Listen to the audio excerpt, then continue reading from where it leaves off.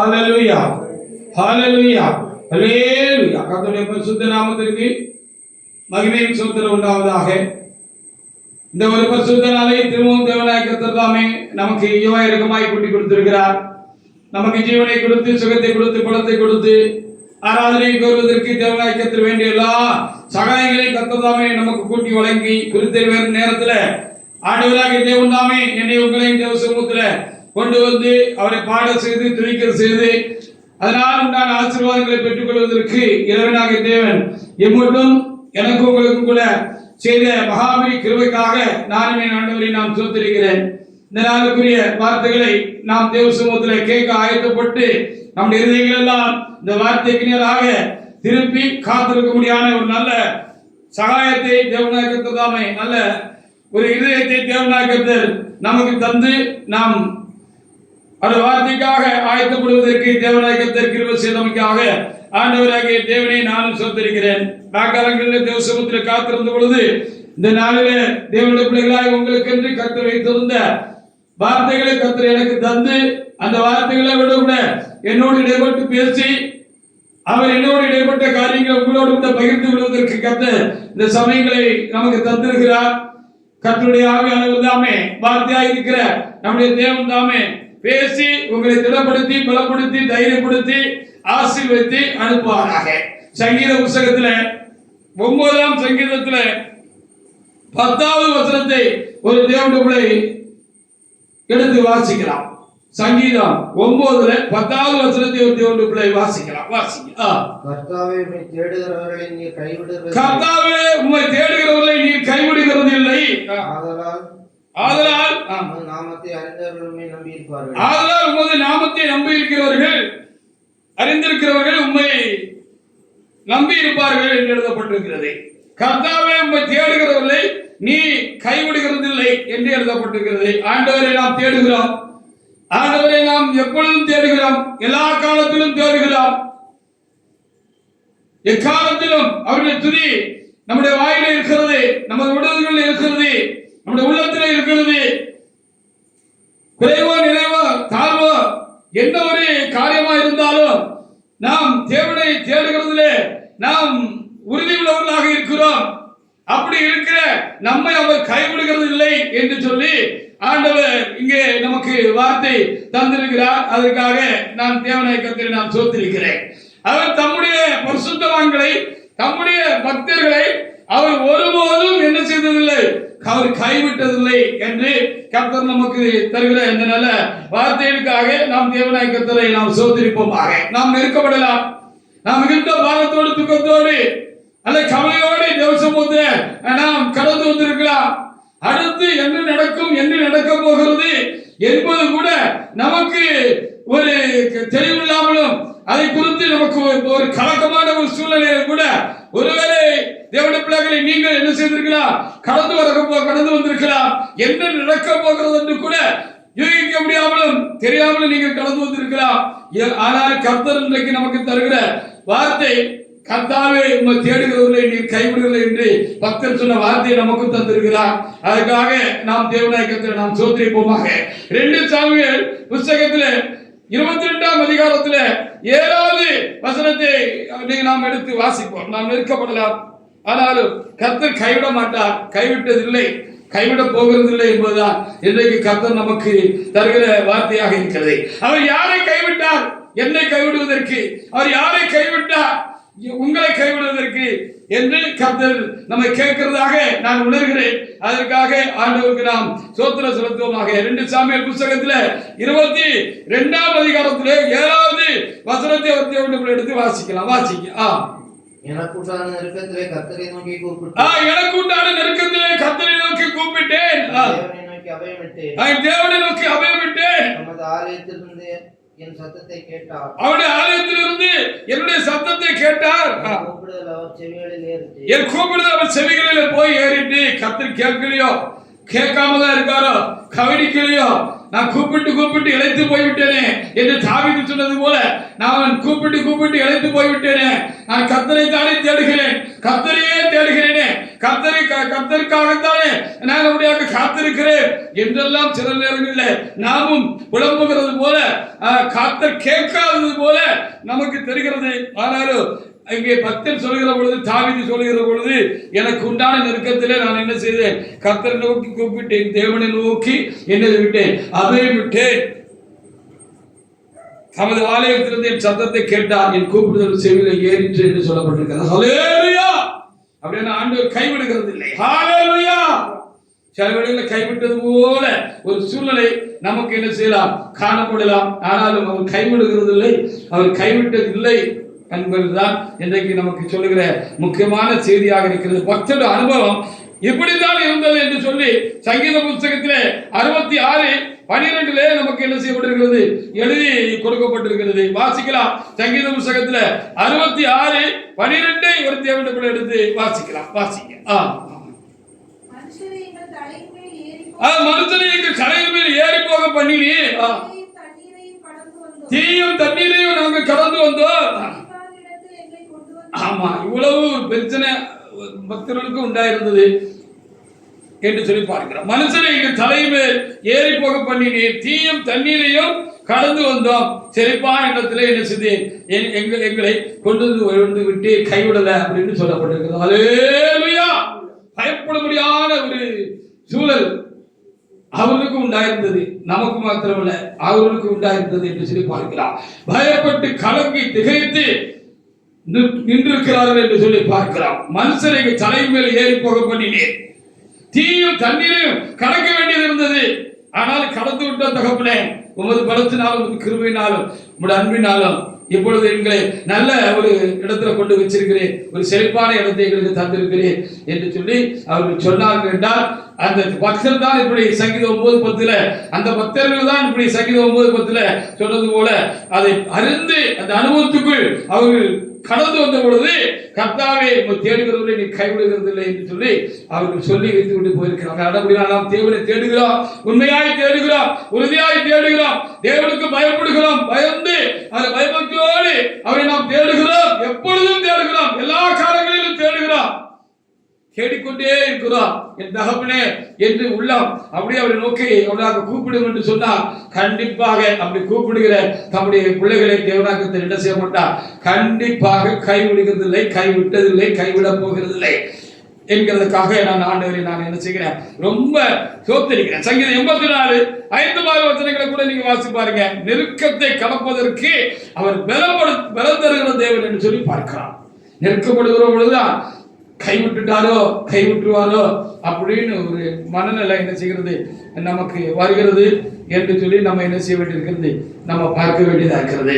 கைவிட்டுட்டாரோ அப்படின்னு நம்ம என்ன தலைவரத்தில் அந்த மாதிரிதான் இருக்கும், அப்படி ஒரு சூழ்நிலை என்று சொல்லி நாம் பார்க்கிறோம். ஆனால் நெருக்கத்தில் இந்த நெருக்கத்தை கடப்பதற்கும் அவர் தான் பலன் தந்து நம்மளை கைவிடாதபடி காத்துக் கொள்கிறார் என்று சங்கீதம் 84:5-6 வசனங்களிலே எழுதப்பட்டிருக்கிறது. வாசிக்கலாம். உம்மிலே பலன் கொள்ளுகிற மனுஷனும் உம்மிலே பலன் கொள்ளுகிற மனுஷனும் செவையான வழிகளை கொண்டிருக்கிறவரும் பாக்கியவான். தன் இதயத்தில் செவையான வழிகளை கொண்டிருக்கிற மனுஷனும் பாக்கியவான். அழுகையின் பள்ளத்தாக்கி உருவ நடந்து அழுகையின் பள்ளத்தாக்கி உருவ கடந்து அதை நீரூற்றாக்கி கொள்ளுங்கள். நீரூற்றாக்கி கொள்கிறார்கள். மழையும் குளங்களை மழையும் குளங்களை நிரப்பும் என்று இங்கே எழுதப்பட்டிருக்கிறது. உண்மையிலே பலன் கொள்கிற மனுஷன் தங்கள் இதயங்களில் செவையான வழியை கொண்டிருக்கிற ஒரு பாக்கியவான்கள் என்று எழுதப்பட்டிருக்கிறது. ஹல்லேலூயா. கர்த்தரை உறுதியா தேடுறோம், உண்மையா தேடுறோம், அவரே நமக்கு பலமா இருக்கணும்னு சொல்லி நம்ம இருக்கிறோம் அப்படின்னு சொன்னா, எவ்வளவு ஒரு கஷ்டமான காரியமா இருந்தாலும், அது அழுகையில் பள்ளத்தாக்காக இருந்தாலும், அதை ஒருவர் நடந்து என்ன செய்தார்களா, அவர்கள் அதை நீருட்டாக்கி கொண்டார்கள் என்று சொல்லி சொல்லப்பட்டிருக்கிறது. அதை ஆசீர்வாதமாக்கி கொண்டார்கள், கர்த்தர் கைவிடல் என்று சொல்லப்பட்டிருக்கிறது. ஹல்லேலூயா. அதை நீருட்டாக்கி கொண்டார்கள் என்று சொன்னா என்ன அர்த்தம் சொல்லி பார்க்கிற பொழுது, ஆண்டவர் என்ன செஞ்சாரு, அது அவர் நீருட்டாக்கி ஆசீர்வாதமாக மாறிவிட்டது என்று சொல்லி பார்க்கிறார்.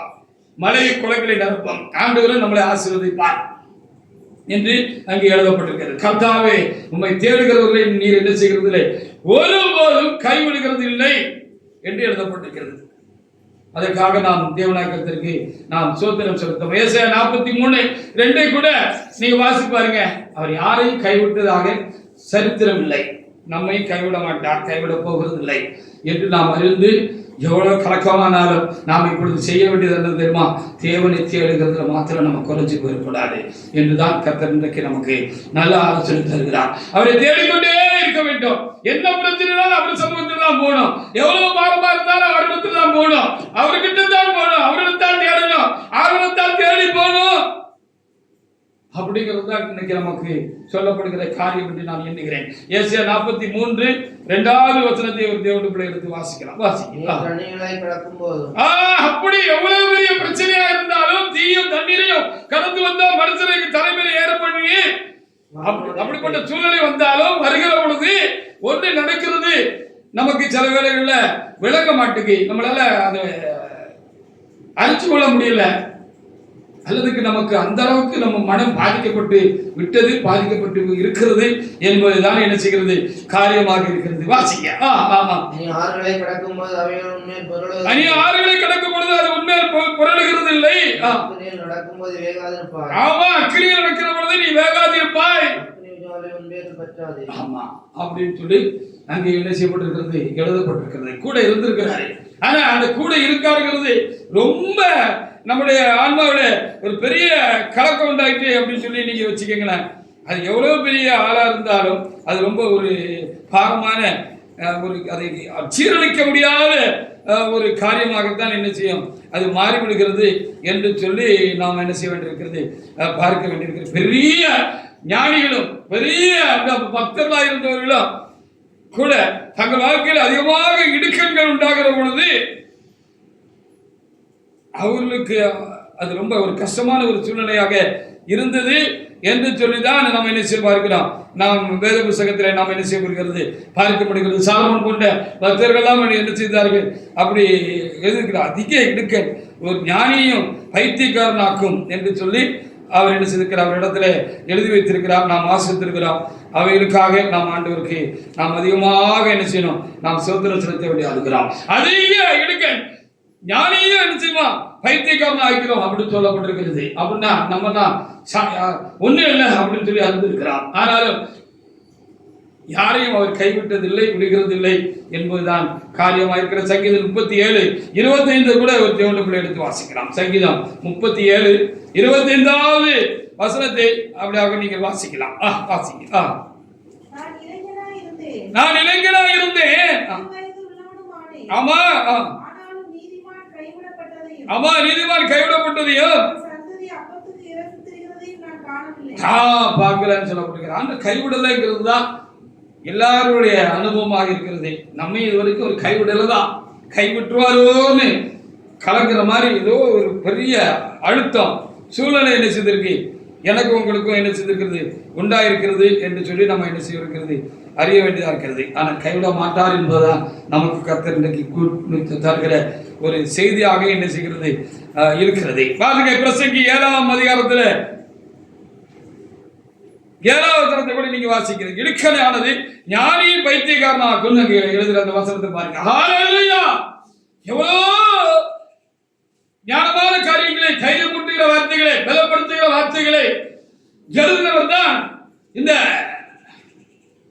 சாலமோன் ஞானி என்று அறிந்திருக்கிறார். ஆனால் அவர் ஒரு வார்த்தை எழுதி வைத்திருக்கிறார் என்று சொன்னா அவருக்கும் சில வேளையில அப்படி ஒரு தாக்கம் உண்டாயிருந்திருக்கிறது போல இருக்கிறது. அதை அப்படி எழுதி வச்சுட்டு போயிருக்கிறார். அதற்காக நாம் தேவனை நாம் சோதரிப்போமாக. பிரசங்கி 7ஆம் அதிகாரத்தில் 7வது வசனத்தை ஒரு தேவனுடைய எடுத்து வாசிக்கலாம். வாசிங்க. இடுக்கனானது ரொம்ப நெருக்கம், இடுக்கன் வந்துட்டு அப்படின்னா பைத்தியம் போல ஆயிடுதா இல்லையா? ஹல்லேலூயா! ஆனால் அவர் கைவிட்டதில்லை, கைவிடுகிறதில்லை என்கிறது தான் இன்றைக்கு செய்தியாக இருக்கிறது. அதற்காக நான் ஆண்டவரை என்ன செய்கிறேன், அதிகமாக நான் சோத்திருக்கிறேன். அவர் கண்டிப்பா எவ்வளவு நெருக்கமான காலமாக இருந்தாலும் அவர் நம்மளை நடத்துவார் என்பதுதான் காரியமாக இருக்கிறது. 1 ராஜாக்கள் புஸ்தகத்தில் 17ஆம் அதிகாரத்தில் 12வது வசனத்தை கூட வாசிக்கலாம். எலியாவிடம் இந்த 7 விதவை என்ன சொன்னாங்க அப்படின்னு அங்கே எழுதப்பட்டிருக்கிறது. ஹல்லேலூயா! ஒவ்வொருத்தருக்கும் ஒவ்வொரு காரியம் பாரமா இருக்கு, ரொம்ப பாதிப்பா இருக்கு, ரொம்ப கஷ்டமா இருக்கு, அதை தூக்கி சுமக்க முடியல. இறக்கி வைக்க முடியல. சுமந்துதான் தீர வேண்டியது இருக்கு. சுமக்கிறதுக்கு பலன் இல்லை. அது ஏதாவது இருக்கலாம். எனக்கு ஒரு காரியமா இருக்கலாம், உங்களுக்கு ஒரு காரியமா இருக்கலாம். வந்திருக்கிற ஒவ்வொருவருக்கும் ஒவ்வொரு காரியமாக என்ன செய்யலாம், அது இருக்கலாம். ஹல்லேலூயா. ஒவ்வொரு எந்த ஒரு காரியமாக இருக்கலாம். வாசிங்க 1 ராஜாக்கள் புத்தகத்திலே 17:12 ஒரு தேவனுடைய பிள்ளை இருந்தாங்க. அங்க ஒரு விதவை இருந்தாங்க. அவங்களுக்கு ஒரு சின்ன பையன் இருந்திருக்கிறான். புருஷனும் இல்ல, விதவையா இருந்திருக்கிறாங்க. கொடிய பஞ்சம் தேசத்துல.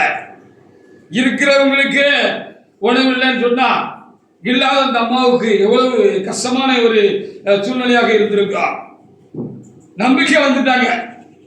பக்தியுள்ள பெண்ணுதான், பக்தியுள்ள ஸ்ரீயாக அந்த அம்மா இருந்திருக்கிறாங்க. பக்தி உள்ளவங்கதான். ஆனாலும் நம்பிக்கை வந்துட்டாங்க.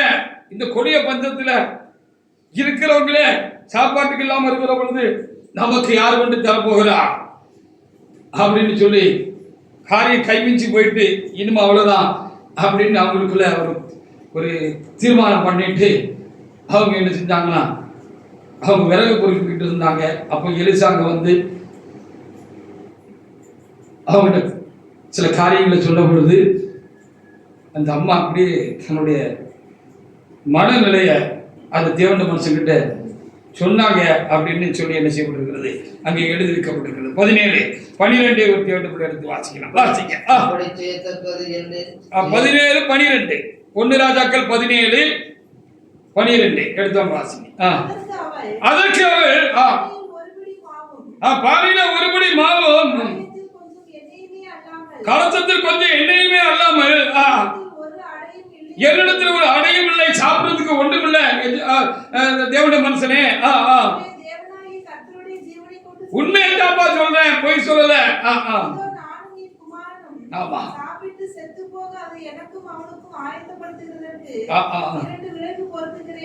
ஆமா. கடைசியா கொஞ்சோண்டு மாவு இருக்கு, கொஞ்சோண்டு எண்ணெய் இருக்கு.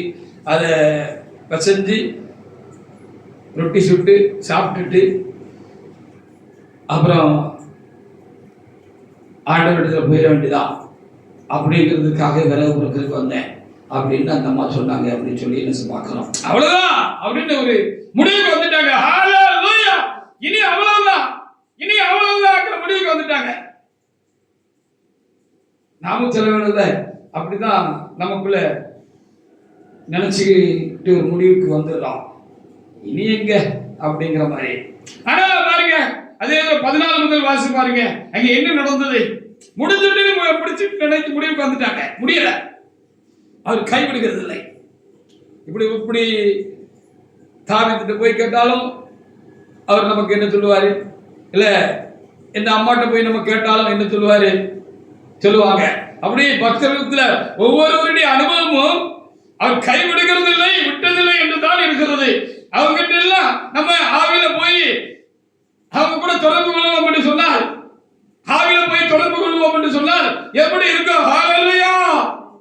அப்படி அவங்க தொடர்பு கொண்டு தாவீது தேவனுடைய மனுஷனாக தாவீது ராஜா அவர்களே, எனக்கு இப்படி ஒரு சூழ்நிலை ரொம்ப பயமா இருக்கு, முடியல அப்படின்னு சொன்னா அவர் தைரியமான வார்த்தைகள் சொல்லுவார் என்று சொல்லி நான் பார்க்க முடியும். ஒருவேளை சுனேமியா கூட வந்து நமக்கு சொல்லலாம் தானே, ஒரு பக்தர் தானே, ஆண்டவரிடத்துல சகாயம் பெற்ற ஒரு பக்தர் தானே, அவங்க கூட என்ன செய்ய முடியும், நம்மிடத்துல வந்து என்ன செய்ய முடியும், பேச முடியும். மறித்து போன தேவனுடைய மனிதர்கள் தேவைப்படுவானால் எங்களிடத்துல உங்களிடத்துல வந்து கடந்து வந்து தேவன் மாத்திரமல்ல, இயேசுநாதர் மாத்திரமல்ல, அனுபவங்களை பெற்ற அந்த அனுபவசாலிகள் வந்து என்ன செய்யலாம், என்னிடத்துல உங்களிடத்துல வந்து என்ன செய்யலாம், கண்டிப்பாக நம்ம நம்மிடத்துல என்ன செய்ய பேச முடியும்.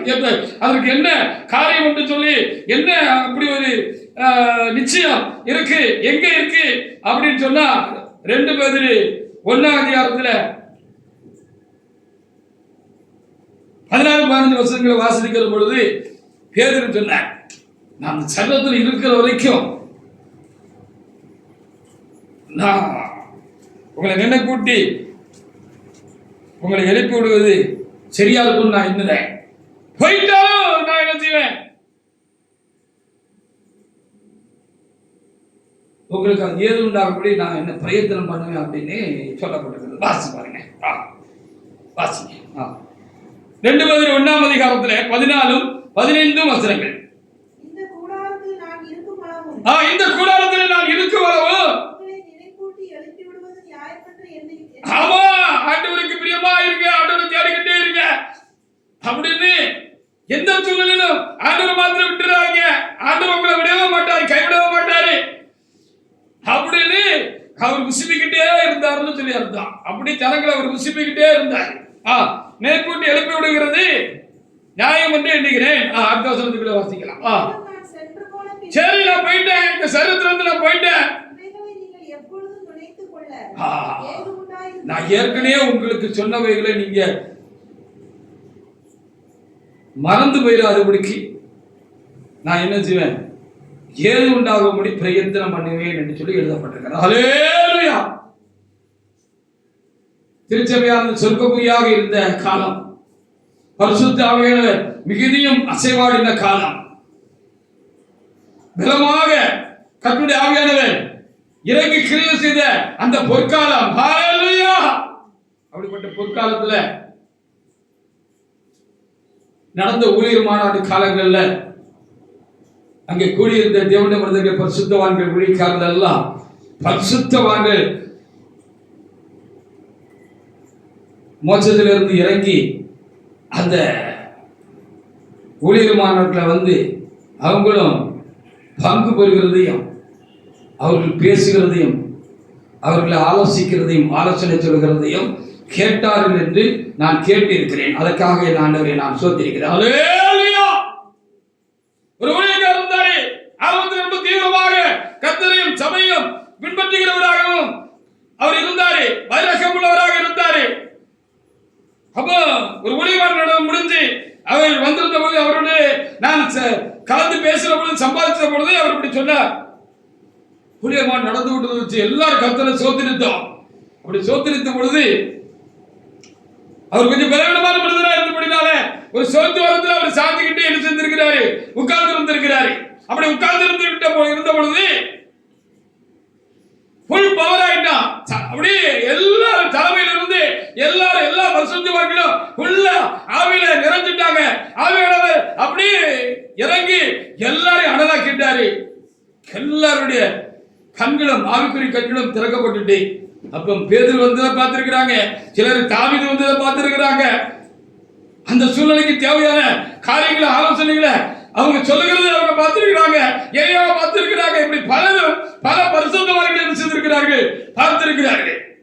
இந்த ஆளு சைடுல செவுத்துல சாந்திச்சுட்டாரா, செவரெல்லாம் தெரியலையா, அந்த அளவுக்கு கண்கள் திறக்கப்பட்டு விட்டது. செவரே தெரியல. நம்ம இங்க கீழே பூமியில தான் இருக்குமா, இல்லைன்னா நம்ம மேல மோட்சத்துக்கு பரலோகத்துக்கு வந்துட்டோமான்னு அவருக்கு சந்தேகம் ஆயிட்டு என்கிட்ட சொன்னாரு.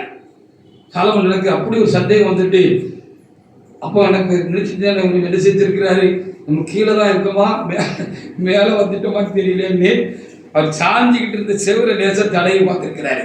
ஓ, இங்கதான் இருக்கிறோம். ஹல்லேலூயா. அப்படி ஒரு காலம், அந்த காலம் இனி எப்பொழுது வரும் என்று காத்து தவிக்கிறோம். அப்படிப்பட்ட காரியங்களை கேட்ட என் போன்ற ஊழியக்காரர்கள், ஹல்லேலூயா, அப்படி ஆண்டவர் சமூகத்தில் கூடி வருகிற பொழுதெல்லாம் அப்படி ஒரு ஆசீர்வாதம் அன்றைக்கு உண்டாயிருந்தது. அதுக்காக நான் என் ஆண்டவருக்கு நான் சோத்திரம் செலுத்துகிறேன். அப்ப பாத்தீங்களா, அப்ப பேதரையும் பார்த்திருப்பாங்க சிலர், இல்லையா? ஹல்லேலூயா. அப்போ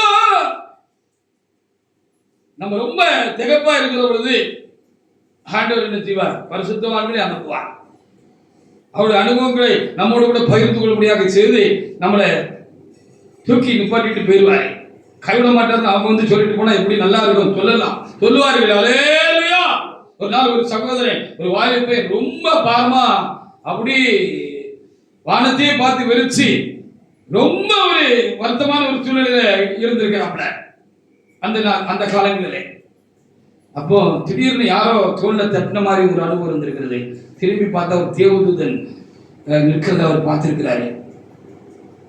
அதற்காக என் தேவனாய் கர்த்தரை நான் என்ன செய்கிறேன், அதிகமாக நான் சோத்திரம் செலுத்துகிறேன். அப்ப இங்க எழுதுகிற வார்த்தை உண்மைதானே? அப்ப நம்ம அந்த அம்மா சிநேகிமியா இருக்கிறானே, அந்த அம்மா நம்ம கிட்ட வந்து பேச முடியும் தானே, பேச முடியும் தானே. அப்படி பேசினா ஒருவேளை நம்ம பலப்பட முடியும் தானே, நம்ம தைரியப்பட முடியும் தானே, ஒரு நம்பிக்கை பிறக்கும் தானே, நம்ம நிமிர்ந்து உட்கார முடியும் தானே, நாம் தொடர்ந்து தேவனை தேடி பின்பற்றி கடந்து போக முடியும் தானே. அப்படி கர்த்தர் செய்தாயிலும் உங்களை என்னை கர்த்தர் நிப்பாட்டுவார்.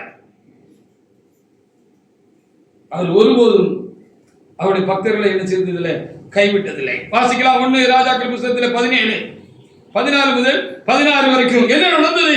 அப்ப அந்த அம்மா வந்து அப்படி சொல்றதுக்கு வாய்ப்பு இருக்கு தானே. ஹல்லேலூயா. ஒருவேளை நீங்க ரொம்ப நெருக்கத்துல வறுமையில் இருக்கிறீங்க, இல்ல சிலர் பலவீனத்தில் இருக்கிறீங்க, வியாதியில் இருக்கிறீங்க, இல்லது நீங்க ஆவிக்குரிய ரீதியாக ரொம்ப நெருக்கப்படுறீங்க, ஊழியர் பாதையில ரொம்ப நெருக்கப்படுகிறீங்க. அப்படி நெருக்கப்பட்ட பொழுது கர்த்தர் அவர்களுக்கு உதவி செய்த விதங்கள் உண்டாயிருக்குமானால், அப்படிப்பட்ட சூழலை இருந்து தேவனால் தூக்கி விடப்பட்ட ஒரு தேவன மனுஷன் வந்து ஒரு பரிசுத்தவன் வந்து என்கிட்டயோ உங்ககிட்டயோ அப்படி பேசுனாங்கன்னு வச்சுக்கீங்களேன், நம்மளை தூக்கி விட்ட மாதிரி இருக்குதானே. ஹல்லேலூயா. நிச்சயமா கர்த்தர் கைவிட மாட்டார் அப்படின்னு சொல்லிட்டு போனாங்கன்னா எப்படி இருக்கும். இப்பொழுது ஆவியானவர் நம்மை கைவிட மாட்டேன் என்று நிச்சயமா அவங்களை கைவிட போறதில்லை என்று ஆண்டவர் சொல்கிற நமக்காக ஆண்டவருக்கு நாம் சோத்திருப்போம். யார் இருக்கட்டும், எதா இருக்கட்டும், வாசிங்க. வாசிங்க 14, 17, 14 முதல். கர்த்தர் தேசத்தின் மேல் மழையை கட்டளையிடும் நாள் மட்டும் ஆமா ஆமா ஆணியின் மா செலவழித்து போவதும் இல்லை, கலசத்தின் எண்ணெய் குறைந்து போவதும் இல்லை என்று இஸ்ரவேலின் தேவனாகிய கர்த்தர் சொல்கிறார் என்றார். அப்படியே சொன்னதாக சொல்லப்பட்டிருக்கிறது. அவள் போய் எலியாவின் சொற்படி செய்தாள். இவனும் அவள் வீட்டாரும் அநேக நாள் சாப்பிட்டார்கள். ஆமா, அடுத்த நேரத்துக்கு வழி இல்ல, அப்படி மரிச்சு போவோம், சாக வேண்டியதா, முடிஞ்சு போச்சு அப்படின்னு நினைச்ச அந்த அம்மா அநேக நாட்கள் சாப்பிட்டாங்களாம். பஞ்சம் தீர்ற வரைக்கும் சாப்பிட்டு இருக்கிறாங்க. ஹல்லேலூயா. கர்த்தர் எலியாவை கொண்டு சொன்ன வார்த்தையின்படியே ஆணியிலே மா செலவழித்து போவதும் இல்லை, கலசத்தின் எண்ணெய் சொன்ன மாதிரி அங்க என்ன அதுல இருந்து மாவு வந்து எடுக்க மாவு எல்லாம் வந்துகிட்டே இருந்துச்சு. அது கோர எல்லாம் வந்துகிட்டே இருந்துச்சு. அவங்க சாப்பிட்டுக்கிட்டே இருந்தாங்க. எலியாவையும் அவங்க அந்த வீட்டுல ஆண்டு இருக்க வச்சு பஞ்ச தீர்ற வரைக்கும் போஷித்தார் அப்படின்னு சொல்லி சொல்லப்பட்டது. ஹல்லேலூயா. என்ன சூழ்நிலையா இருந்தாலும், என்ன காரியமா இருந்தாலும் ஆண்டவரால் நம்மை நடத்த முடியும், நம்மை கைவிடாதபடி நடத்த முடியும். கைவிட மாட்டார், கைவிடுகிறது இல்லை என்பதுதான் இன்றைக்கு என்ன செய்யப்பட்டிருக்கிறது, ஆண்டவர் நமக்கு சொல்கிற ஒரு காரியமா இருக்கு. சங்கீத புத்தகத்துல 40வது அதிகாரத்துல 1வது வசனத்தை ஒரு தேவனுடைய எடுத்து நீங்க வாசித்து பாருங்க. அவர் என்ன சொன்னாரு, அப்பா நம்மளால பொறுத்து கொள்ள முடியலங்கிறதா இப்போ பெரிய பிரச்சனை.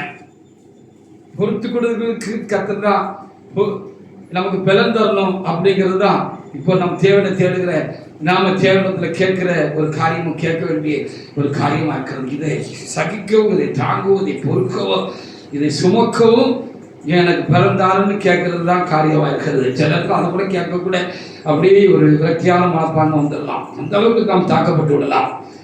அப்பொழுதும் தேவன் கைவிடுகிறது இல்லை. ஹல்லேலூயா. கைவிட்டதில்லை, விட மாட்டாரு.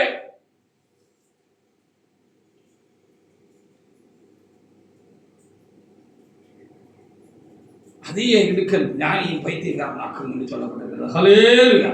தேவ ஞானத்தினால் அந்த அனுபவத்தினால் நிரப்பப்பட்டவங்களா இருந்தா கூட ரொம்ப ஒரு தாக்குதல் உண்டாயிட்டு பலத்துக்கு மிஞ்சி அது போகுது அப்படின்னா கண்டிப்பா அவங்க பைத்தியம் ஆயிடுவாங்க. ஹல்லேலூயா. யோபு புலப்படாம பார்க்கலாம். கர்த்தாவே, இந்த பிதாக்களை காட்டில் நான் ஒன்றும் நல்லவன் இல்லை, என்னை எடுத்துக்கொள்ளும் என்று சொல்லி எடுத்துட்டாரு. பெரிய பெரிய வேலைகள் எல்லாம் செய்த தேவன மனிதர்கள் சொன்னார்கள் என்று எழுதப்பட்டிருக்கிறது.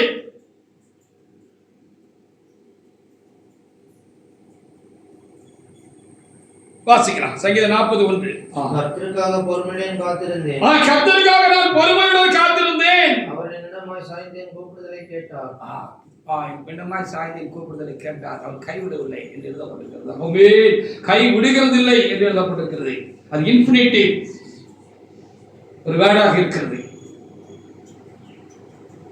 விடுகிறதில்லை அப்படின்னா அவர் விட்டதில்லை, விடுகிறதில்லை, விட போகிறதில்லை என்று சொல்லி அதை நாம் பார்க்க வேண்டியதாக இருக்கிறது. ஹல்லேலூயா. அது தொடர் சொற்கொடராக இருக்கிறது என்று நாம் தமிழில் சொல்லுவோம் அல்லவா. அது அப்படி இருக்கிறது. இன்ஃபினிட்டிவ் சென்டென்ஸ் ஆகாது இருக்கிறது, வார்த்தையாகாது என்ன செய்கிறது இருக்கிறது என்று நான் பார்க்கிறேன். ஹalleluya. அப்போ கர்த்தருக்கு பொறுமையோட காத்திருக்கிறதுக்கு, கர்த்தருக்கு இந்த சூழ்நிலையிலும் அவரை தேடுகிறதற்கு, எல்லாத்தையும் பொறுத்துக் கொள்கிறதுக்கு கர்த்தர் தான் உதவி செய்யணும். செய்கிறார், செய்வார். அதுக்காக நாம் ஆண்டவருக்கு நாம் அதிகமாக நாம் சோத்திரம் செலுத்துவோம். சங்கீதம் 31:22 வாசிங்க. இங்கேயும் அவ்வளவுதான் என்று அந்த 10 நினைச்சிட்டார், முடிச்சுட்டு அங்கே வறுமை, அங்க வறுமை, இங்க என்னதுன்னு பாப்பா. சங்கீதம் 31:22 உம்முடைய கண்களுக்கு முன்பாக இராதபடிக்கு ஆமா வெட்டுண்டேன் என்று நான் என் மனக்கலக்கத்திலே சொன்னேன். ஆமா, அவ்வளவுதான் முடிஞ்சு போச்சு. இவருக்கு வேற ஏதோ ஒரு பயங்கரமான பிரச்சனை இருக்கா, அவ்வளவுதான் வெட்டுண்டேன் எப்படி கலக்கத்துல சொன்னேன் என்று எழுதப்பட்டிருக்கிறது. ஹalleluya. கலக்கத்துல என்ன செஞ்ச, அவ்வளவுதான் முடிஞ்சு போச்சு அப்படின்னு இவர் என்ன செஞ்சாரு சொன்னாருன்னு நம்ம இங்க என்ன செய்ய முடிகிறது, பார்க்க முடிகிறது. வாசிங்க. ஆனால் நான் உம்மை நோக்கி கூப்பிட்ட போது என் விண்ணப்பங்களின் சத்தத்தை கேட்டார். கதை முடிஞ்சிட்டு சோழி முடிஞ்சிட்டுன்னு நினைச்ச பொழுது அவர் தேடி இருக்கிறாரு. அவருடைய அனுபவத்தை இங்கே அவர் எழுதிட்டு வச்சுட்டு போயிருக்கிறார். ஹalleluya. இங்கே இவருக்கு என்ன பிரச்சனையோ அது எந்த பிரச்சனையா வேணா இருந்துட்டு போட்டோம், வெட்டுண்டு முடிஞ்சுட்டு அப்படின்னு நினைச்சேன். ஆனா முடியல, அவர் கைவிடுகிறது இல்லை அப்படின்னு இங்க எழுதப்பட்டு. சங்கீதம் 40:2-3 கூட நீங்க வாசித்து பாருங்க.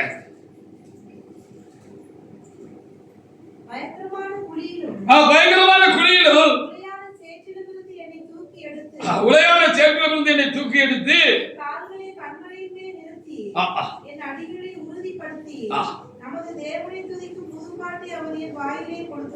ஆதாரம் இல்லாத ஒரு காட்டு பகுதியில் போய்கிட்டு இருக்கிற பொழுது பாதை தெரியாம சிக்கி தவிச்சு போய்கிட்டு இருக்கும் பொழுது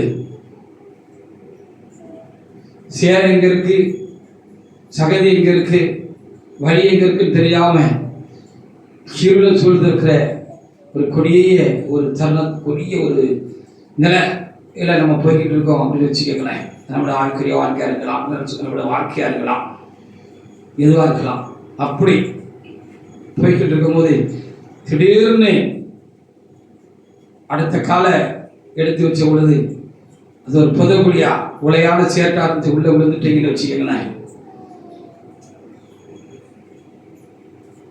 கொஞ்சம் கொஞ்சமா அமிழ்ந்துக்கிட்டே இருக்கிறோம்னு வச்சுக்கிட்டோமே, கழுத்தளவுக்கு வந்துட்டுன்னு வச்சுக்கிட்டோமே, அப்பவும் நம்ம முடிஞ்சு போயிட்டு தானே நினைச்சிருப்போம். அப்படிதான் முடிஞ்சிச்சு அப்படின்னு நினைச்சிருக்கிறாங்க. ஹalleluya. அப்படியே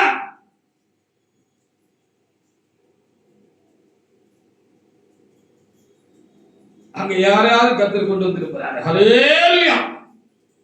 வா,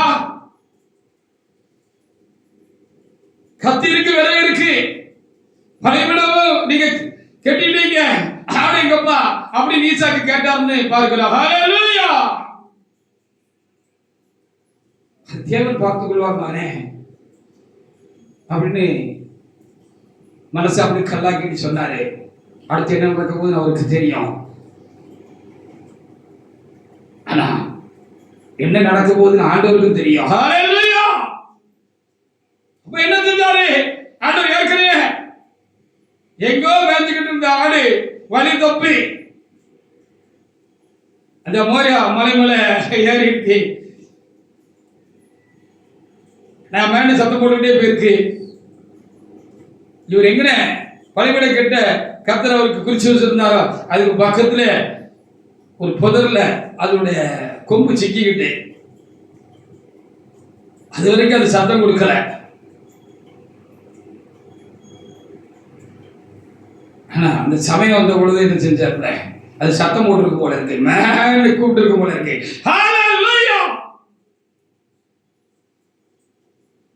அப்படி என்ன நடந்திருக்கு பாருங்க. அப்படி முதல்ல சிக்கிக்கொண்ட ஒரு ஆட்டை அவர் கண்டார் என்றோம். அப்படியாக ஈசாக்கு பாதுகாக்கப்பட்டார் என்றோம். அதை கொண்டு வந்து தேவனுக்கு தவறு பண்ணிட்டார் என்றும் நம்ம பார்க்கிறோம். ஹல்லேலூயா. அப்ப எல்லாவற்றுக்கும் ஒரு காரியத்தை கர்த்தர் வச்சிருக்கிறாரு. ஹல்லேலூயா.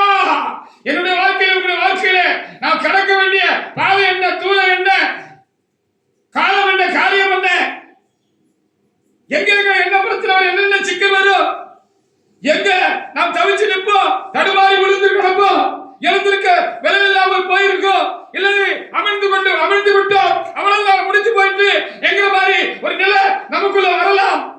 அப்போ அதுக்கு என்ன செய்யணும் சொல்லி, அதுக்கு என்ன ரெமெடி, அதுக்கு என்ன மாற்று அப்படின்னு சொல்லி, அதுக்கு தீர்வு என்னன்னு சொல்லி ஆண்டவர் ஏற்கனவே வச்சிருந்திருக்கிறாரு அப்படிங்கிறது தான் காரியமா இருக்கிறது. ஹல்லேலூயா. அப்போ கைவிடுகிறது இல்லை தானே, கைவிட்டது இல்லை தானே, நம்மை கைவிடுகிறது இல்லை தானே. அப்படி ஒரு காரியமா முழுசு வாசிட்டீங்களா? திரும்ப வாசிங்க 2-3. பயங்கரமான குழியிலும் சாதி வாசிங்க. பயங்கரமான குழியிலும் உலகான சேற்றிலும் இருந்து என்னை தூக்கி எடுத்து எல்லாரும் பாக்குற மாதிரி உயர்த்தி வச்சுட்டாருன்னு சொல்லி அர்த்தம். அடுத்த வசனத்தை கூட வாசிക്കാം. அதனால அவங்க என்ன செஞ்சாங்க? கைவிடுகிறது இல்லை என்பதை அனுபவத்துல கண்டு அவங்க என்ன செஞ்சாங்க? நமது தேவனை துதிக்கும் புதுப்பாட்டை அவர் என் வாயிலை கொடுத்தார். புதுப்பாட்டை என் வாயிலை கொடுத்தார். அநேகர் அதை கண்டு பயந்து கர்த்தரை நம்புவாங்க. நம்பிக்கை உண்டாகும். கைவிட மாட்டாருங்கிற நம்பிக்கை உண்டாகும். கைவிடுகிறது இல்லைங்கிற நம்பிக்கை உண்டாகும். புதுப்பாட்டை தந்தார்னு எழுதப்பட்டிருக்கிறது. ஹல்லேலூயா. இந்த சங்கீதத்துல பெரும்பகுதியான சங்கீதங்களை எழுதினவர் தாவீது ராஜான்னு எழுதியிருக்கிறார். அவர் ரொம்ப பாதிக்கப்பட்ட பொழுது என்ன செஞ்சாரு? அவரு அந்த பாதிப்பையும் சங்கீதமா இருந்துட்டார். அந்த பாதிப்புல இருந்து கர்த்தர் அவரை கைது விட்ட பொழுது அப்போது அதையும் சங்கீதமா எழுதி வைத்திருக்கிறார். ரொம்ப பாரமா இருந்த கால காரியங்கள் எல்லாம் பாடி இருக்கிறார். அவர் பாவமா இருந்த பொழுது ஆண்டவரை நோக்கி பாடி இருக்கிறார். அதிலிருந்து அவர் ஆண்டவரை விடுவிச்ச காரியங்களையும் அவர் பாடி இருக்கிறார். அவர் பாவம் செய்த பொழுது, பாவத்திலிருந்து குத்துட்ட பொழுது அதே 51ஆம் சங்கீதத்தில் என்ன செஞ்சிருக்கிறாரு? பத்சேபாவிடத்திலே பாவம் செய்த பொழுது அவர் பாடி இருக்கிறார். அவர் பாவத்தில் விட்டு தேவன் அவரை விட்டு விலகி அந்த பரிசுத்த ஆவியானவருடைய ஆசீர்வாதம் எட்ட நின்ற பொழுதும் அவர் பாடி இருக்கிறார். திரும்ப அந்த ரட்சணியா அவருக்கு உண்டான பொழுதுதான் அவர் பாடி இருக்கிறார்.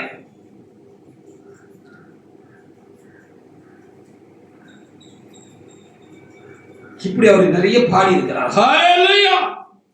அப்படிதான் நம்ம அந்த வாசித்த காரணம். அப்ப புது பாட்டை பாடினார்னா அந்தந்த நேரத்துல அவருக்கு தூக்கி விடப்பட்ட பொழுது கைவிடாதபடி கர்த்தர் அவரை தூக்கி விட்ட காலங்களிலும் அவர் பாட்டு பாடி இருக்கிறார். அதான் புது பாட்டை பாடினார் என்று சொல்லப்பட்டிருக்கிறது. ஹல்லேலூயா. நாமும் பாடுவோம். துக்க பாத்திரம் கையில் தந்த கர்த்தாவே என்று ஒருவேளை நாம் இப்பொழுது பாடுகிறது போல நம்முடைய சூழ்நிலை இருக்கலாம். நாம் மகிழ்ச்சியின் கீதங்களையும் பாடுபடியாக தேவனாயகத்திற்கு கிருபை செய்வார் என்பதுதான் கர்த்தர் நமக்குள் நம்பிக்கையில்லாத காலங்களிலும் நமக்குள் உண்டாக்குற நம்பிக்கையா இருக்கிறது. அதெல்லாம் இப்படிப்பட்ட சமயங்களில் நமக்குள்ள கிரியம் செய்கிறார்கள், செய்யப்படியாக கர்த்தர் பாராட்டுகிறார். ஹல்லேலூயா. அதை கேட்டு அவங்க நம்புவாங்க.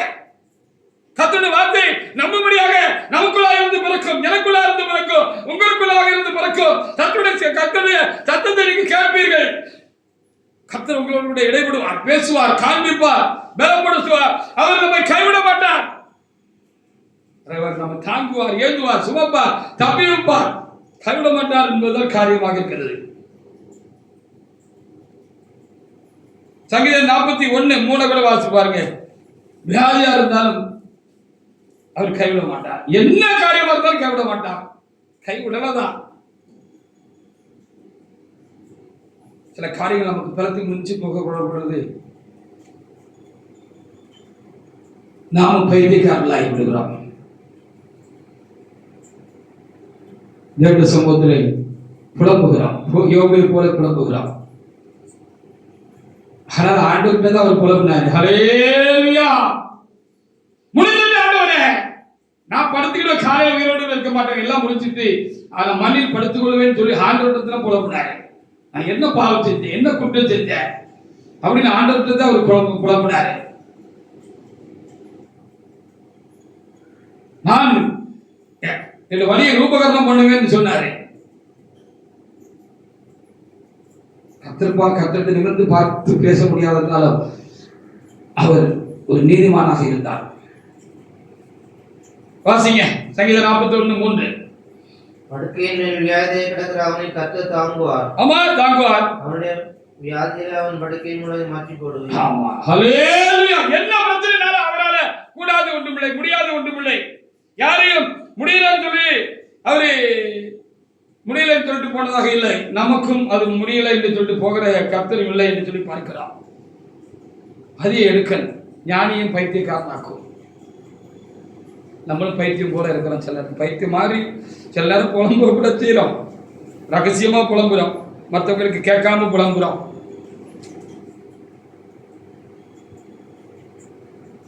மனிதர்களுக்கு கேட்க முடியாது புலம்பாமல் நம்மை கர்த்தர் காத்துக் கொள்கிறது ஒரு வகையில் நல்லது.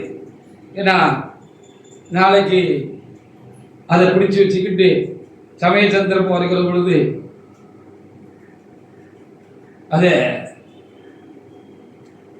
அதே ஆயுதமா நம்ம மேல பிரயோகப்படுத்துவாங்க. அது அனுபவமாக இருக்கிறது. ஹல்லேலூயா. அப்படி பல அனுபவங்கள் எங்களுக்கு உண்டு. நல்லதுதான். வாசியாச்சா 41:3 மாதிரியை மாற்றலாம். பாருங்க எசையா 38ல 1 முதல் 3 வரைக்கும் வசனங்களை பார்த்து பாருங்க. ஒருவர் எழுதி வைத்திருக்கிறார், இன்னொருவரும் அதை உறுதிப்படுத்தும்படியாக எழுதி வைத்திருக்கிறார். கர்த்தர் நம்மை தைரியப்படுத்தும்படியாக பலப்படுத்தும்படியாக கர்த்தரும் பேசுகிறார். ஹல்லேலூயா. நானும் பேசுகிறேன், உங்களுக்காகவும் பேசுகிறேன், எனக்காகவும் பேசுகிறேன், எனக்குள்ளாகவும் பேசுகிறேன், உங்களோடும் பேசுகிறேன். ஹல்லேலூயா, ஹல்லேலூயா. அவர் நடத்துகிற விதம் ரொம்ப ஆச்சரியமாக இருக்கிறது.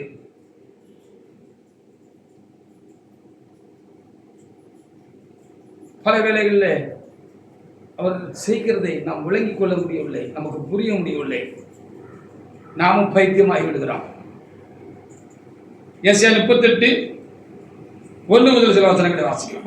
அந்நாட்களில் எசேக்கியா வியாதிப்பட்டு மரணத்துக்கு ஏதுவாயிருந்தான். அந்நாட்களில் எசேக்கியா வியாதிப்பட்டு மரணத்துக்கு ஏதுவாயிருந்தான். மரணத்துக்கு ஏதுவான வியாதி. ஆமா. அப்பொழுது ஆமோஸின் குமாரனாகிய ஏசாயா என்னும் தீர்க்கதரிசி தேவன் அவருக்கு அனுப்பினாரு. அவரை நோக்கி நீர் உமது வீட்டுக்காரத்தை ஒழுங்குபடுத்த செய்ய வேண்டிய கடமை எல்லாம் செஞ்சு எல்லாம் ஒழுங்குபடுத்தும். அடுத்தாலே உமக்கு அடுத்தாலே இந்த தேசத்தை யார் ஆளணும் என்று சொல்லி, உங்களுடைய பிள்ளைகள்ல யார் கர்த்தர் தெரிந்து கொண்டிருக்கிறார் என்று சொல்லி அதற்கு வேண்டிய செய்ய வேண்டிய எல்லா ஏற்பாடுகளையும் செய்யும். நீர் என்ன செய்வீர்? நீர் பிழைக்க மாட்டீர், மரித்து போவீர் கர்த்தர் சொல்வார் என்றார்.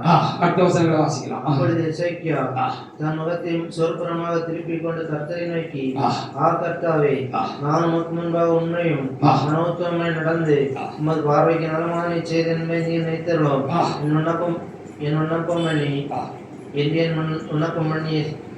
பண்ணி எசேக்கியா மிகவும் அழுதார். மற்றவங்கள்ட்ட அவர் காட்டவில்லைன்னு கூட நினைக்கலாம். ராஜா இல்லையா,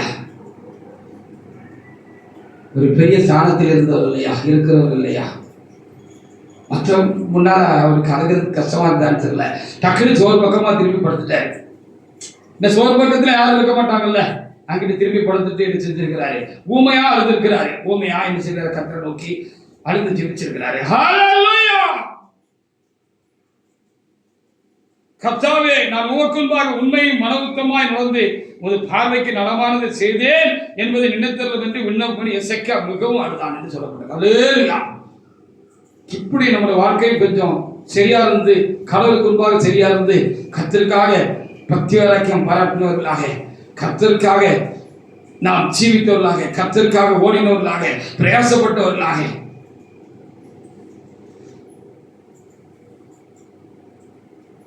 நம்ம இருப்போம்னா அது ஒரு பிளஸ் பாயிண்டா இருக்கும் போல தெரியுது எனக்கு. ஹல்லேலூயா. அப்படி இல்லாட்டாலும் கர்த்தர் ரொம்ப நல்லதுதான். அவரோட பளிச்சுன்னு மனுஷன மாதிரி ஓடாந்து போக மாட்டாரு அப்படின்னு நம்ம நம்பலாம். என்ன நம்பி பாருங்க, 4 முதல் 6 வரைக்கும் வசனங்களை கூட வாசித்து பாருங்க. 4 முதல் 6 வரைக்கும் வசனங்களை வாசித்து பாருங்க. அப்பொழுது ஏசாவுக்கு உண்டான கர்த்தருடைய வார்த்தையாவது, அப்பொழுது ஏசாயாவுக்கு கர்த்தருக்கு உண்டான கர்த்தருடைய வார்த்தையாவது, இப்போ எசேக்கியாவை நோக்கி, தகப்பனாகிய தாவீதின் தேவனாகிய கர்த்தர் சொல்லுகிறது என்னவென்றால், உன் விண்ணப்பத்தை கேட்டேன், உன் கண்ணீரை கண்டேன், நான் நாட்களோடு 15 வருஷம் கூட்டுவேன். நான் உன்னை உன் நகரத்தையும் அசீர் ராஜாவின் கைக்கு தப்புவித்து இந்த நகரத்தில் ஆதரவாக இருப்பேன். இந்த நகரத்துக்கு என்ன செய்வேன்? ஆதரவாக இருப்பேன் அப்படின்னு அவர் சொன்னார். எழுதப்பட்டிருக்கிறது. அதற்காக நாம் தேவனாய் கர்த்தருக்கு நாம் ஸ்தோத்திரம் செலுத்துவோமாக. ஹல்லேலூயா. நான் உன்னை விட்டு விலகுவதில்லை, நான் உன்னை என்றும் விடுவதில்லை, நான் விடுவதில்லை, நான் விடுவதில்லை. தீயாதே கலங்காதே, நான் உன்னுடன் இருக்க பயமே. அவர் கனவே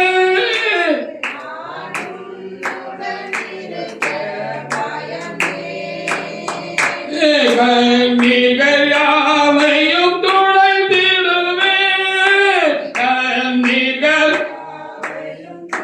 திடுவே, கவலைகள் யாவையும் தீர்த்திடுவே, கவலைகள் யாவையும் தீர்த்திடுவே, நான் உன்னை விட்டு விலகுவதில்லை. அல்லேலூயா.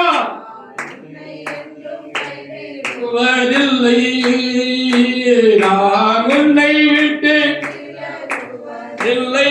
அல்லேலூயா. நான் உன்னை என்றும் விடுவதில்லை, நான் உன்னை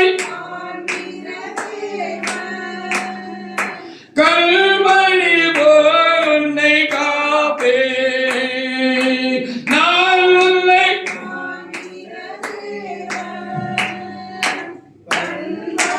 போல் உன்னை காப்பேன். ஆமென். இப்போ இடை செய்தி என்ன தெரியுமா? அவர் பார்த்துக்கிட்டே இருக்கிற நம்மளை காண்கின்ற தேவன் என்பதுதான் நமக்கு இடை செய்தி. ஹல்லேலூயா. இந்த செய்திக்கு இடையில கர்த்தர் நமக்கு சொல்லுகிற காரியம் என்ன? நான் உன்னை காண்கின்ற தேவன். ஹல்லேலூயா. நான் உன்னை பார்த்துக்கிட்டே இருக்கேன்.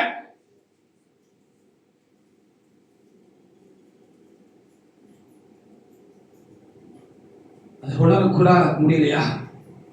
பிரச்சனை இல்லை.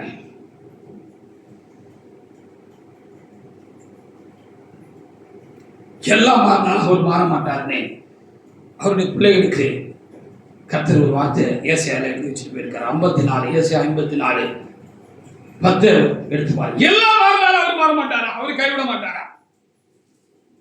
நாமளும் புத்தி கட்டி சில காரியங்களை செய்தாலும் ஆண்டவர் மாற மாட்டார் என்கிறது தான் ஒரு காரியமா இருக்கிறது. வாசிங்க. மலைகள் விலகினாலும், மலைகள் விலகினாலும், பர்வதங்கள் நிலைபெயர்ந்தாலும் என் கிருபை உன்னை விட்டு விலகுவதில்லை. என் சமாதானத்தின் உடன்படிக்கை நிலை பெறாமலும், அவ்வளவு சீக்கிரத்துல உன் கூட நான் பண்ணிக்கிட்ட அந்த உடன்படிக்கையை நான் தள்ளி போட்டுற மாட்டேன். உண்மையில் மனதில் கர்த்தர் சொல்லுகிறார். அவர் மனதில் கர்த்தர் என்று அவர் சொல்லுகிறார். நம்ம குறை உள்ளவங்களா கூட ஒருவேளை இருக்கலாம். நம்ம குறை நிமித்தம் கூட நம்ம பாதிக்கப்பட்டிருக்கிறோம். ஹல்லேலூயா. நமக்குண்டா இருக்கிற அந்த பாதிப்பு, அந்த நெருக்கம், அந்த இந்த சூழ்நிலை நம்முடைய குறை நிமித்தமா கூட இருக்கலாம். ஆனா ஒரு நேரத்துல சீ போ அப்படின்னு தள்ளி கொண்டு போற தேவையில்லை.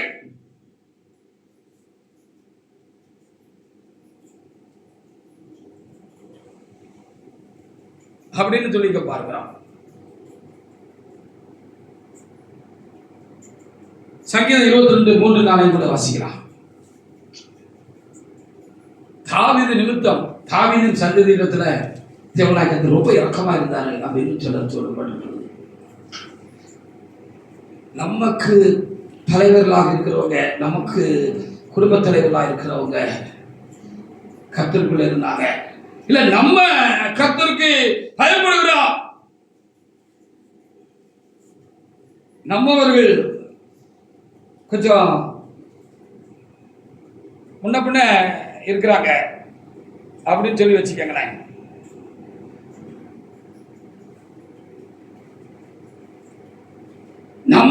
நம்ம நிமித்தம் அவங்களுக்கு சேர்த்து நமக்கும் சேர்த்து இறக்க கிடைக்கும் அப்படிங்கிறது தான் காரியமாக இருக்கிறது. ஹல்லேலூயா. அப்போ குடும்பத்துல இல்ல சபையில யாரோ ஒருவர் சரியா இருக்கிறதுனால அந்த முழு குடும்பத்துக்கும் பாதுகாப்பு இருக்கும். நம்ம அந்த உத்தமத்தை விட வேண்டாம். நம்மவர்கள் யாராவது உத்தமத்தை விட்டுட்டாங்க, புத்தீனமா ஏதாவது செஞ்சுக்கிட்டு இருக்காங்க, உணர்வு கூட இல்லை அவங்களுக்கு, வழி தப்புனது கூட அவங்களுக்கு தெரியலன்னா நீங்க உங்க உத்தமத்தை காத்துக்கொள்ளுங்க. உங்க நிமித்தம் அவர்கள் பாதுகாக்கப்படுவார்கள். அதான் உன் தகப்பனாக தாவீதின் தேவன் என்று பல இடங்களில் எழுதப்பட்டிருக்கிறது. உண்மையா நடந்தார். அதனால அவரை தகப்பன்னு சொல்லப்படுகிறது. ஆவிக்குரிய தகப்பன்னு அவருடைய பின்னடியார்களுக்கு அவருடைய சந்ததிக்கு எழுதப்பட்டிருக்கிறது. அவர் முன்மாதிரியா இருந்தால் எழுதப்பட்டிருக்கு. இப்போ வாசிங்க சங்கீதம் 22:3-4. இஸ்ரவேலின் துதிகளுக்குள் வாசமாயிருக்கிறது தேவரே பரிசுத்தர். எங்கள் பிதாக்கள் உம்மிடத்தில் நம்பிக்கை வைத்தார்கள்.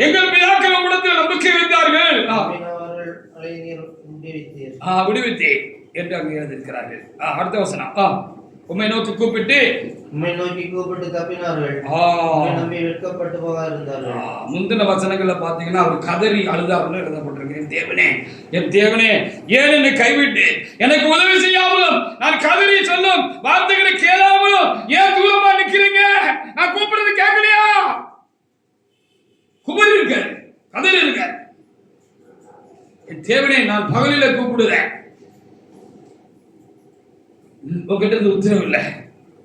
இரவுல கூப்பிடுறப்பா, அக்காலங்கள் உட்கார்ந்து நோக்கி கூப்பிடுறேன், எனக்கு அமைதி இல்லை அப்படின்னு சொல்லிட்டு தான் இப்படி அவர்கிட்ட சொன்னதாக அங்கே எழுதியிருக்கிறோம். நம்மளே எங்களுடைய பிதாக்கள் நம்பிக்கை வைத்தார்களாமே, ஆபிரகாம் நம்பிக்கை வைத்தாராமே, ஈசாக்கை நம்பிக்கை வைத்தாராமே, யாக்கோபை நம்பிக்கை வைத்தாராமே, எங்களுடைய மூதாதையர்கள் நம்பிக்கை வைத்தார்களாமே. அவங்களை நீங்க விடுவிச்சீங்களாமே, கைவிடலையாமே. நோக்கி கூப்பிட்ட பொழுது கதறி என்ன பொழுது அவங்க வெக்கப்பட்டு போகலையாமே அப்படின்னு அவரு அந்த பாயிண்ட் வச்சு ஜெபம் பண்ணாருன்னு பார்க்கலாம். ஹல்லேலூயா. 1 Peter 5:7. அப்படின்னாரே அவர் உங்களை விசாரிக்கிறவரால் அப்படின்னா அவரை தேடி அவர் சமூகத்துல எல்லாத்தையும் வச்சுக்கிட்டே இருப்பார். அதற்கும் பிறந்தாவிட்டால் அவர் பலன் தருவார். எனக்கும் பலன் தருவார், உங்களுக்கும் பலன் தருவார். வாசிக்கலாம். 1 Peter 5:7. அவர் உங்களை விசாரிக்கிறவரால் உங்கள் கவலைகளை அவர் மேல் வைத்து விடுங்கள்.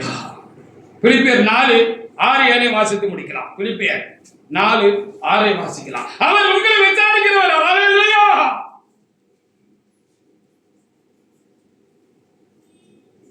எங்க போறது, யார்கிட்ட போறது, யார்கிட்ட காரியங்களை பகிர்ந்து கொள்கிறது, யார் நமக்கு உதவ முடியும், யார் நம்ம தற்காக்க முடியும், யாருக்கு நம்ம பாதிப்பு விளங்கும், யார் நமக்கு சகாயம் செய்ய முடியும்?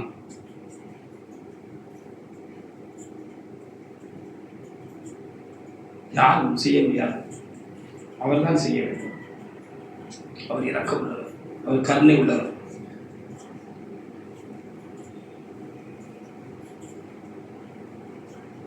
புலம்பல் 3:30 கூட சில வாசகங்கள் வாசிக்கலாம். அதுக்கு முன்னால இன்னொரு எடுக்கலாம். புலம்பல்.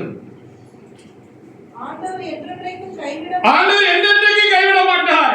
கைவிட்டதே இல்லை, கைவிடவே மாட்டார்.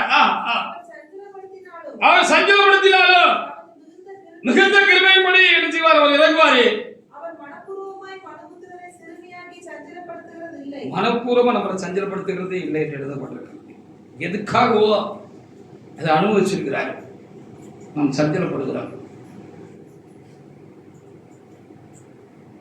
ஆனாலும் கைவிட மாட்டார். இப்பொழுது வாசிக்கிறோம். பிலிப்பியர் 4:6-7 வாசிக்கலாம். நீங்கள் ஒன்றுக்கும் கவலைப்படாமல் உங்கள் விண்ணப்பங்களை ஸ்தோத்திரத்தோட கூடிய ஆ, ஜெபத்தினாலும் வேண்டுதலாலும் தேவனுக்கு தெரியப்படுத்துங்கள். ஆ.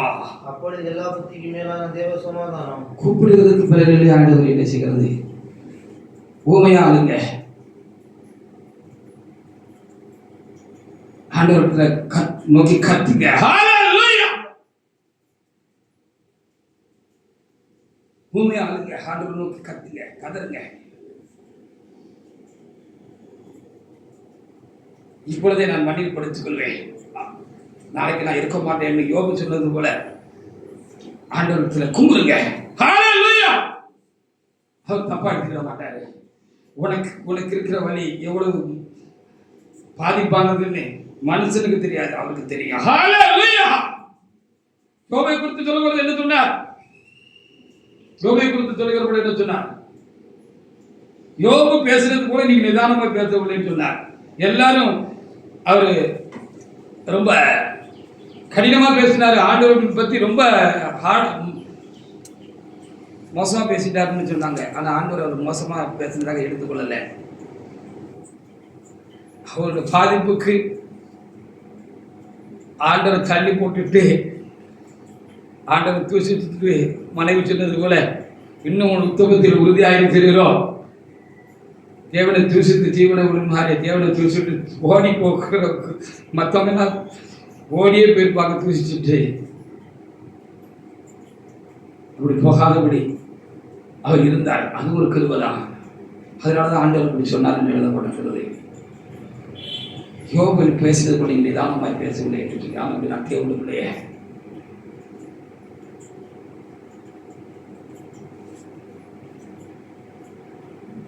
உங்களுக்கு முடிஞ்சா எல்லாவற்றையும் சோத்திரத்துக்குள்ள ஜெபத்தினால் தேவனுக்கு தெரியப்படுத்துங்க. அதுக்கும் பலன் இல்லையா, தேவனை நோக்கி கதறுங்க, கூப்பிடுங்க. உங்களுக்கு எப்படி தோணுதோ அப்படி ஆண்டவர் விட்டதே நீங்க போய் நீங்க காரியங்களை எல்லாம் கதைங்க. ஆண்டவர் குற்றமாக இருக்க மாட்டார் என்று நான் நம்புகிறேன். கண்டிப்பாக அவர் கைவிட மாட்டார் என்று நான் உணர்கிறேன், ஒத்துக்கொள்கிறேன். உங்களை அவர் கைவிடுகிறது இல்லை. அது முடிவில்லாத ஒரு சொற்றொடராக இருக்கிறது. அவர் கைவிடுகிறதில்லை.